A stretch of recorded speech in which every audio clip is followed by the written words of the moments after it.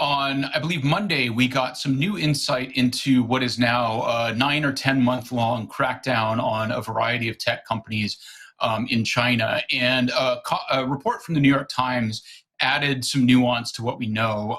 For those who haven't been following, we had the cancellation of the Ant Group IPO. Didi, choosing the ride-hailing company, was prevented from acquiring new customers for a period. And this new report cites some sources knowledgeable about the situation, saying that one of the priorities of this crackdown is to fight inequality. And the specific nuance here is that both Didi and Ant and a few other examples cited in the piece are digital platform companies, which essentially means they're two-sided markets that base their business model on gathering data about their customers. And those are actually subject to some scrutiny in the US right now as a category. And there's a lot of research from social scientists and economists arguing that some structural features of that kind of business drive inequality. So it's just an interesting sort of revelation about the focus and nature of China's crackdown. I also point out that there are some options for building similar businesses that don't have the same inequality effects using blockchain technology, but unfortunately China has sort of begun to close the door on those options.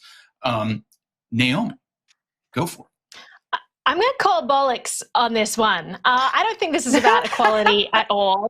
This is about bringing down companies and individuals that are getting too strong. It's nothing about, oh, well, we want to tamper, civil unrest. We want to combat, outright, because we know that inequality leads to civil unrest, and we want everyone to all to be egalitarian, all these nice words. I don't think it's about that at all. They're specifically targeting people that are getting threatening to the government. I mean, China has shown that they have absolutely no qualms with combating civil unrest with brute force. They've proved that in Hong Kong.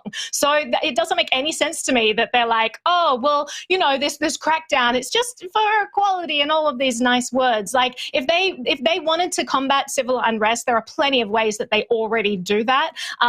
They are targeting people who are expanding, interacting with the US stock market, places like Ant Group. These are people that they want to keep under their thumb, and I think it's all about control in this instance. But I'll throw to you, Ben.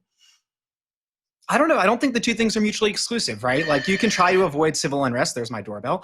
You can try to avoid civil unrest and also crack down on it when it does occur, right? But from like an optics perspective, obviously Hong Kong wasn't a great look. Like Tiananmen Square, certainly not a great look. Like, the government doesn't want to be known and make these sort of like human rights abuses that it engages in like quite obvious and apparent. And so I think, they can be doing two things. I think so.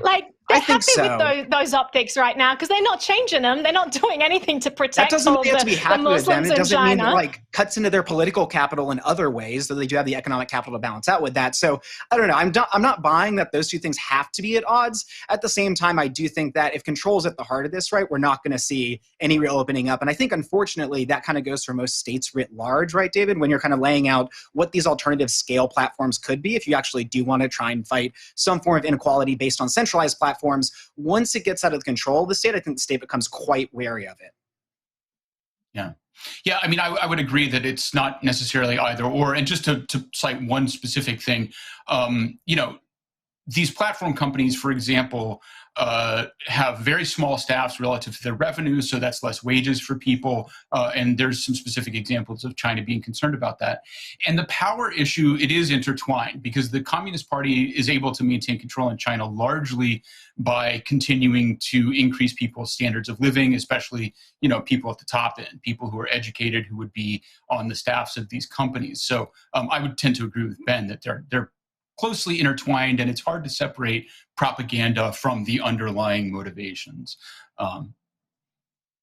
This is interesting to dive into what you mentioned about Web 3.0 and this decentralized internet, how this would be a way to break up power structures, but it's completely not accessible to Chinese people because of the control that the state party has on the internet in blocking anything that might undermine them. So what's the future for this? How do we get freedom for Chinese people? How do we get them to benefit from this amazing blossoming of decentralized tech that we're seeing across the rest of the world? That is a good question. I do think it's going to be an interesting case because, we'll begin to see a tighter crackdown than we even have already in China first, and we'll get to see how people try and work around it. But that, I think, remains to be seen. Zach, for this, I was just going to say, for this piece, did you look into the sentiment of the Chinese people? Do we know how Chinese citizens feel about this? Yeah, that's a really good question. And unfortunately, for some of the same reasons that this is happening, it's a little bit harder to find that out. But it is something that, I didn't look into it, but I'm very curious.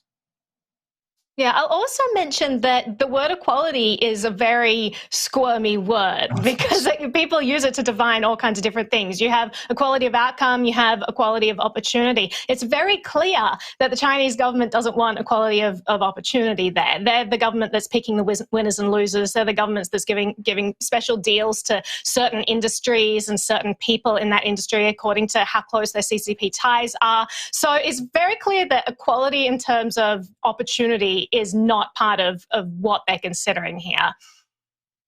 And like in that respect, also, blockchain technology without the barriers to entry really is the great equalizer. It's that equality of opportunity that anyone can get into. So, I mean, I hope that the Chinese people start to get more access to all of that. That would be awesome to see.